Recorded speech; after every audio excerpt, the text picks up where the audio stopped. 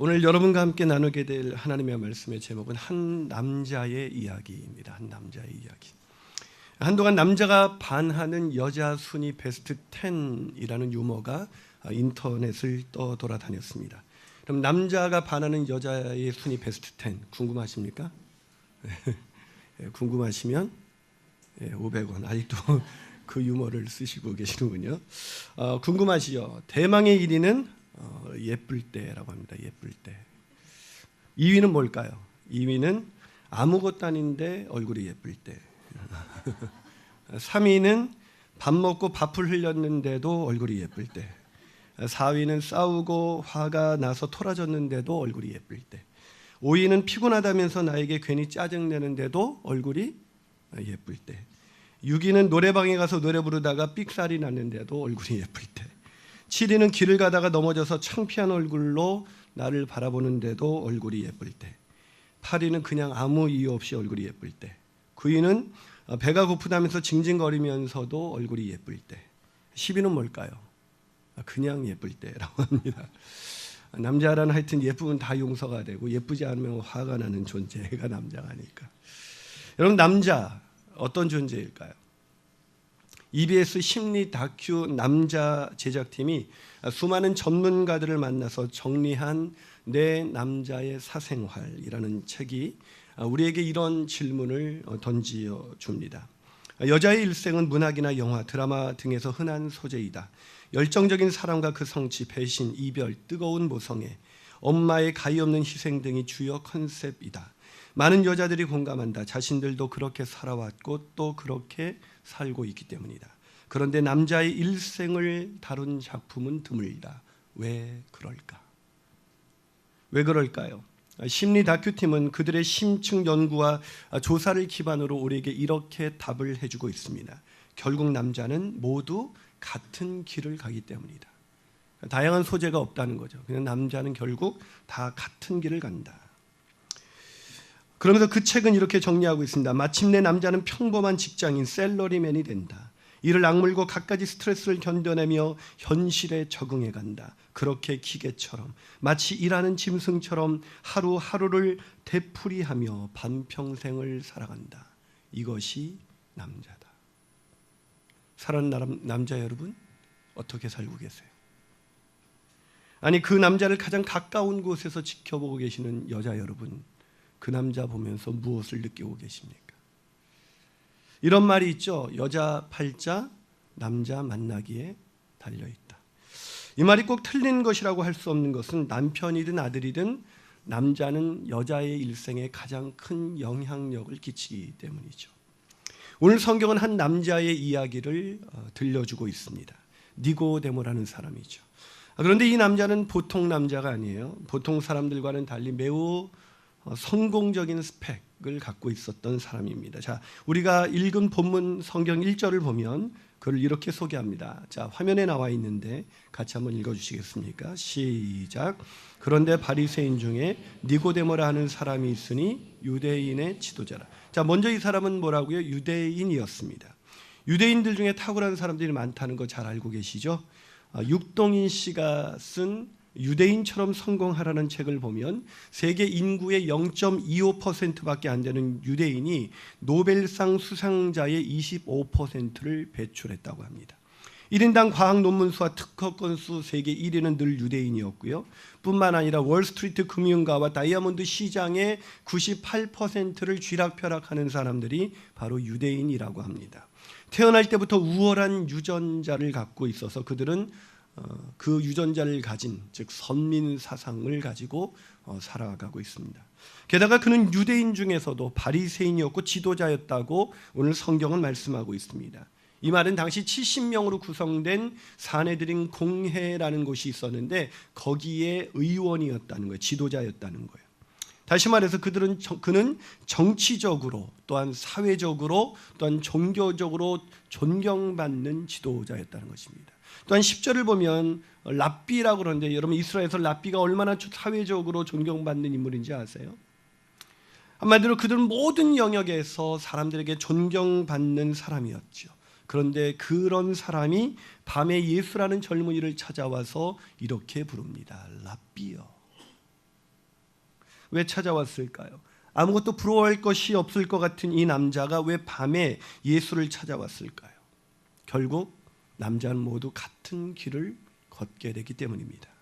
학자들의 연구에 의하면 모든 남자들에게는 수컷 본능이 있다고 합니다. 이 모든 동물의 세계에서 수컷은 힘이 세고 강해서 모든 수컷을 압도해야 무리를 지배하는 우두머리가 될 수가 있고 우선적으로 암컷을 차지할 수가 있습니다. 즉 먹잇감도 마찬가지죠. 그래서 수컷 본능을 가진 남자들이 결코 견딜 수 없는 것은 지는 겁니다. 지는 것. 그러니 그 남자가 행복하려면, 아니 그 남자를 만난 그 여자가 행복하려면 그 남자는 단 일평생 단 한순간도 누구에게 져서는 안 됩니다. 그러니 그 남자가 어떻게 행복할 수가 있을까요? 아니 그 남자와 함께 사는 그 여자가 어떻게 행복할 수가 있겠습니까? 이것이 바로 인간의 한계인데 오늘 본문에 있는 니고데모도 그 한계를 느낀 거예요. 니고데모도 우리와 뭔가 다른 스펙을 가지고 있는 사람 같지만 결국 남자는 다 수컷 본능에 의해서 그 길을 걷고 있는 것입니다. 그래서 남자는 남자에게 있어서 가장 중요하게 여기는 체면까지 버리고 예수라는 젊은이를 찾아온 것이죠. 예수에게는 하나님께로부터 온 증거들이 분명히 있었거든요.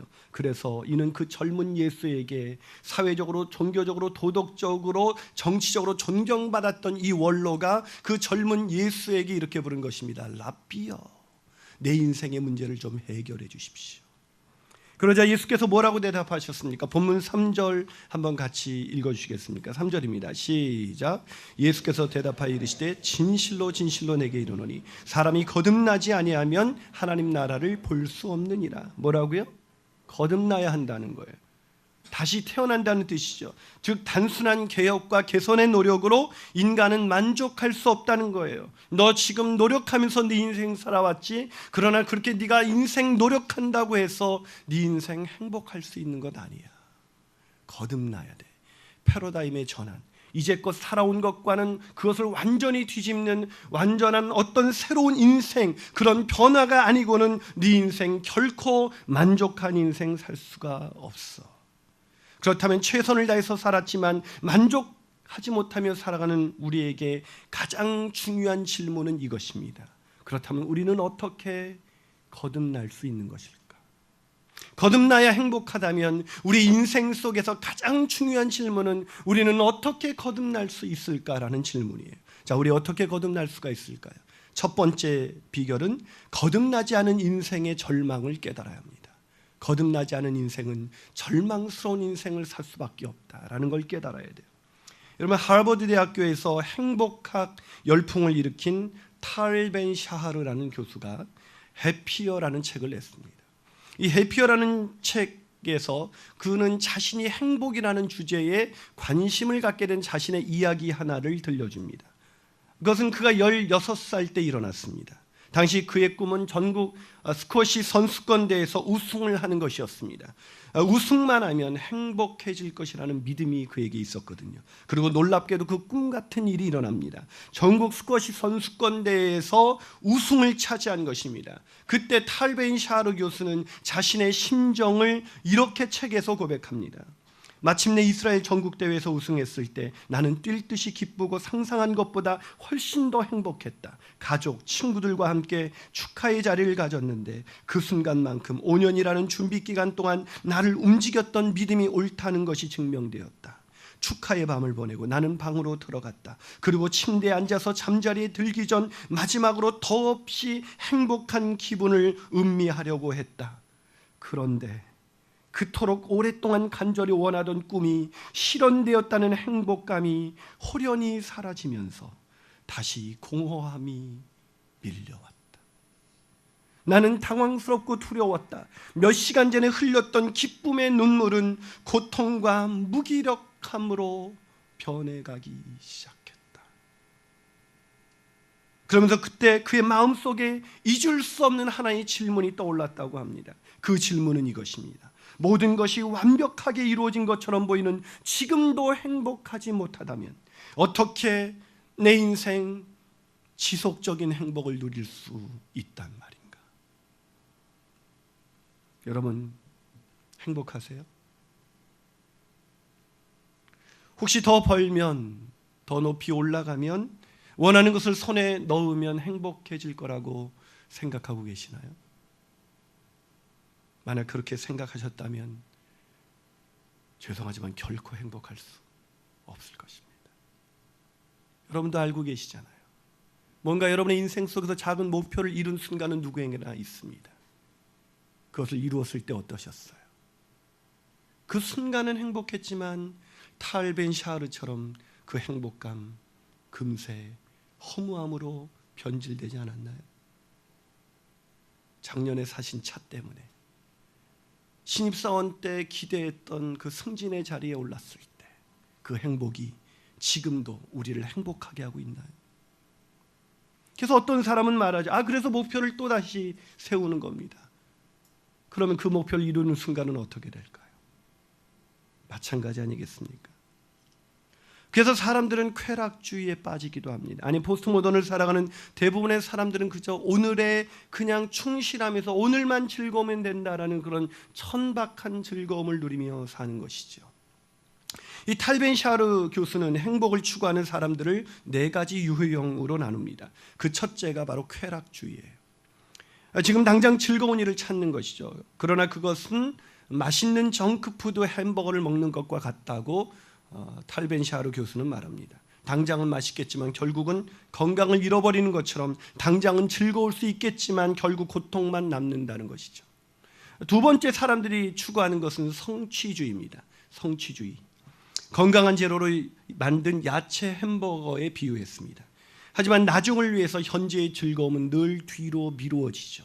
그래서 성취주의자들은 행복하기 위해서 내일을 기약하면서 오늘 고통스럽게 살지만 그의 인생은 늘 고통스럽습니다. 셋째는 허무주의자들입니다. 최악의 햄버거죠.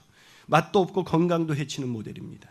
삶의 순간도 즐기지 못하면서 미래에 대한 목적 의식도 없습니다. 그런데 놀랍게도 황금 만능주의 시대 속에서 이런 사람들이 점점 늘어간다는 걸 아세요? 그래서 선진국병이라고 하는 우울증이 늘어가만 가는 거예요. 넷째는 이상주의자들입니다.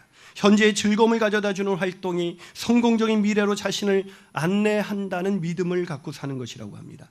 그러나 그야말로 이상일 뿐입니다. 오늘 본문을 보면 니고데모는 성취주의자였던 것으로 보입니다. 사회적으로, 정치적으로, 종교적으로, 도덕적으로 존경받는 모든 스펙을 갖추면 행복해질 것이라고 믿은 것이죠. 그의 배경이 그것을 말하고 있지 않습니까? 그런데 니고데모도 잠깐의 즐거움이 지나자 탈 벤 샤르처럼 결코 행복하지 않은 거예요. 허무함과 두려움이 밀려오기 시작한 거예요. 그러기에 세상의 모든 남자들은 성취주의자이건 쾌락주의자이건 상관없이 결국 허무주의로 귀결되게 되어 있습니다. 니고데모도 마찬가지였어요. 모든 것을 다 거졌는데 허무한 거예요. 이렇게 사는 것이 무슨 의미가 있을까? 그래서 니고데모는 결심을 합니다. 혹시 예수라면 이에 대한 대답을 갖고 있을지도 몰라. 그래서 예수를 찾아온 거예요. 그러자 예수께서 허무주의에 빠져서 인생의 의미를 잃어버린 니고데모에게 예수가 뭐라고 대답하셨습니까? 거듭나야 한다. 행복한 인생, 평안과 기쁨이 충만한 인생 살고 싶으세요? 그럼 먼저 깨달으셔야 합니다. 거듭나지 않은 내 노력만으로 나는 결코 행복할 수 없다. 깨닫게 되시기를 축복합니다. 한 발 더 나가서 우리는 어떻게 거듭날 수가 있을까요?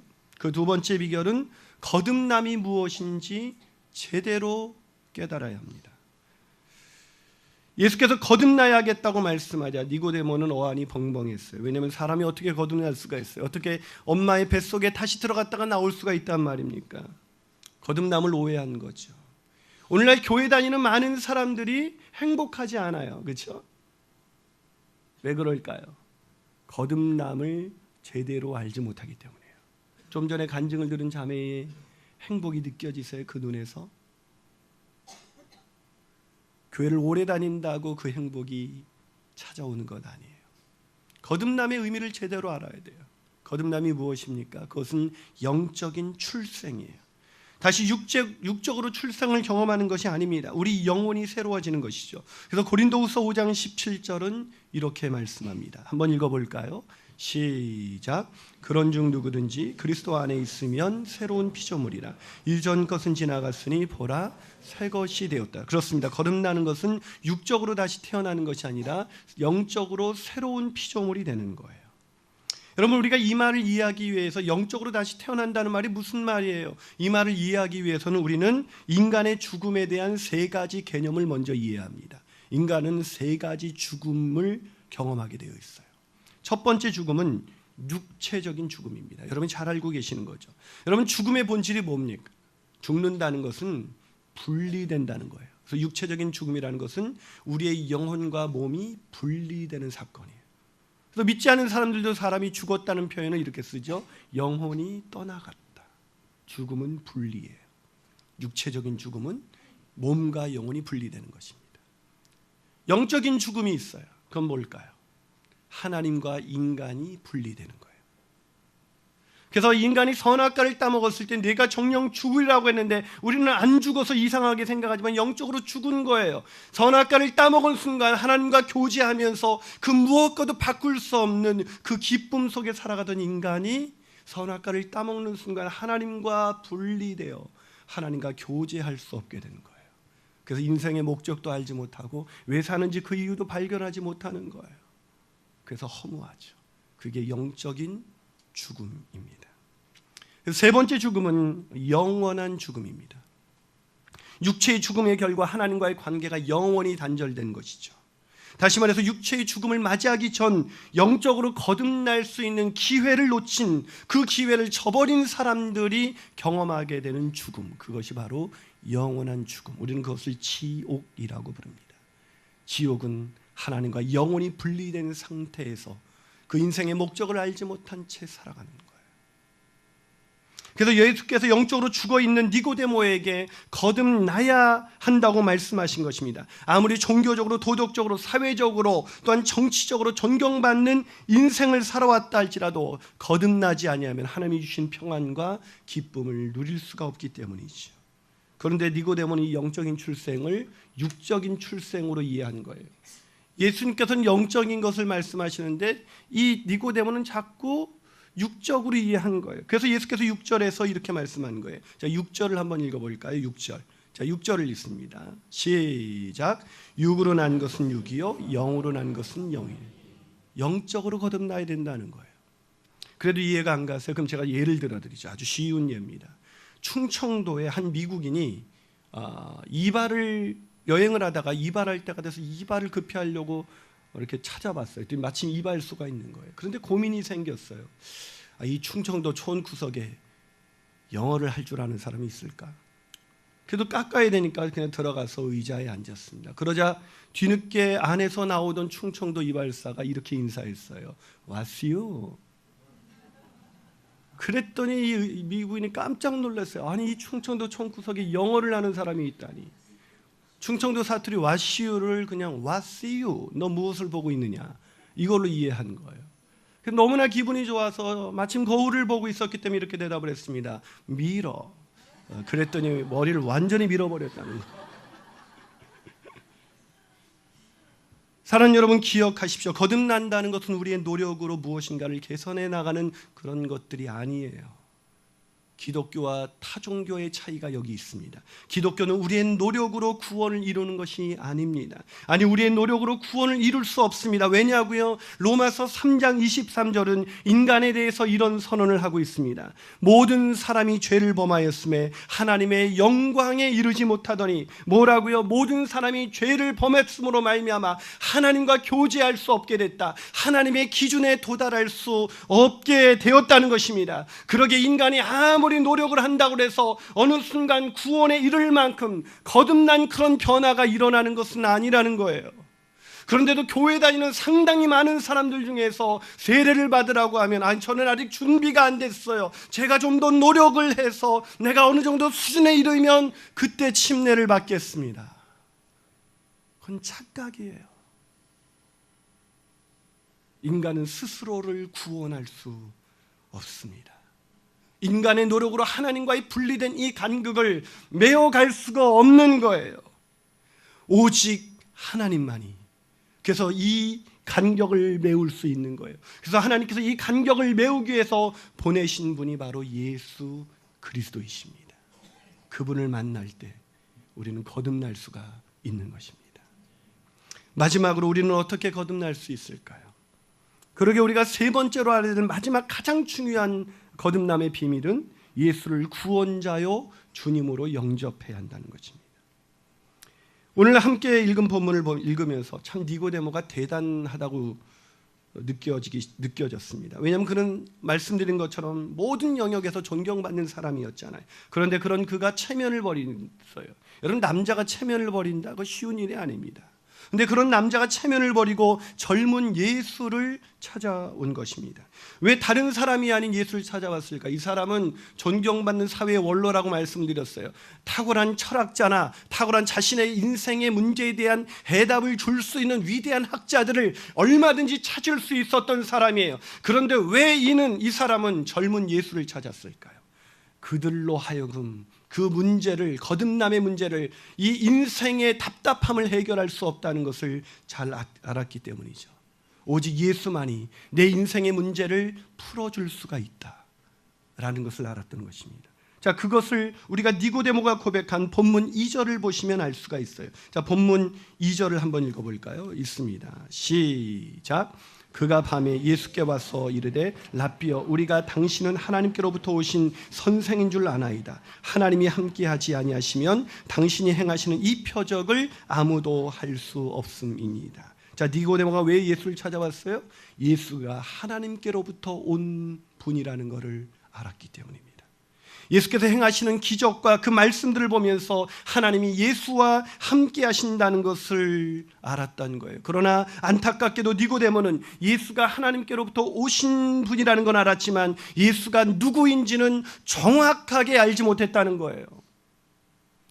그저 이 교회 안에도 그런 사람들이 많아요. 교회는 오랫동안 다녔는데 그냥 예수님이 누구이신지에 대한 정확한 고백은 없이 그저 예수님에 대해서 피상적으로 알고 있어요. 어떤 분은 하나님이 살아계신다는 건 절 믿습니다, 이렇게 말하는 분이 있더라고요. 제가 한 대학교에 체프를 인도하러 갔어요. 근데 거기에 그 기독교 대학이었는데 그 기독교 대학의 총장님이 이렇게 말씀하셨습니다. 저도 고등학교 때 교회를 다녔기 때문에 하나님이 살아계신다는 건 분명히 믿고 있습니다. 그래서 저는 간증도 얼마든지 할 수 있어요. 지금은 카톨릭을 다니고 있지만.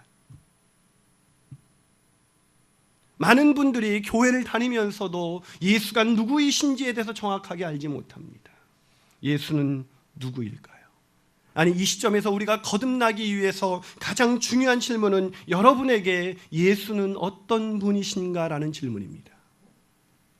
어떤 분은 예수를 4대 성인의 한 사람쯤으로, 또 어떤 사람은 한 종교의 창시자로, 또 어떤 사람은 위대한 랍비 정도로 이해하고 계실 것입니다. 그러나 성경 로마서 9장 5절은 예수에 대해서 이렇게 증언합니다. 자, 한번 같이 읽어볼까요? 있습니다. 시작. 조상들도 그들의 것이요 육신으로 하면 그리스도가 그들에게서 나셨으니 그는 만물 위에 계셔서 세세의 찬양을 받으실 누구시라고요? 누구시라고요? 하나님이십니다. 예수는 성자 하나님이십니다. 자, 그렇다면 그분이 왜 이 땅에 오신 것일까요? 니고데모도 거기까지는 알았어요. 하나님께로부터 오신 분이다, 거기까지는 알았어요. 자, 그렇다면 그분이 왜 오셨을까요? 마가복음 10장 45절은 이렇게 말씀하고 있습니다. 한번 같이 읽어볼까요? 있습니다. 시작. 인자가 온 것은 섬김을 받으려 함이 아니라 도리어 섬기려 하고 자기 목숨을 많은 사람의 대속물로 주게 하려 함이라. 왜 오셨다고요? 섬기기 위해서 오셨어요. 그 섬김의 절정이 무엇입니까? 많은 사람들을 위하여 죄와 허물로 망가져서 스스로의 노력으로 거듭날 수 없는 사람들을 대신해서 그 죄를 대신 지고 십자가에 자신의 몸을 내어주기 위해서 이 땅에 오셨다고 그분은 말씀하고 있습니다. 사랑하는 여러분, 그러기에 오늘 본문에서 니고데모에게 예수님은 요한복음 3장 16절에서 이렇게 말씀하고 있는 거예요. 하나님이 세상을 이처럼 사랑하사 독생자를 주셨으니 이는 그를 믿는 자마다 멸망하지 않고 영생을 얻게 하려 하심이라. 영생, 영원한 생명, 즉 거듭날 수 있다. 누가요? 그를 믿는 자. 그는 누구입니까? 우리를 위해서 우리의 죄를 대신 지고 십자가에 죽으시고 부활하신 그 예수를 믿는 자마다 멸망하지 않고 영생을 얻을 수가 있는 것입니다. 그러기에 예수를 구주와 주님으로 믿는 사람, 그 사람만이 놀라운 인생, 놀라운 축복, 놀라운 행복을 누릴 수가 있는 것입니다.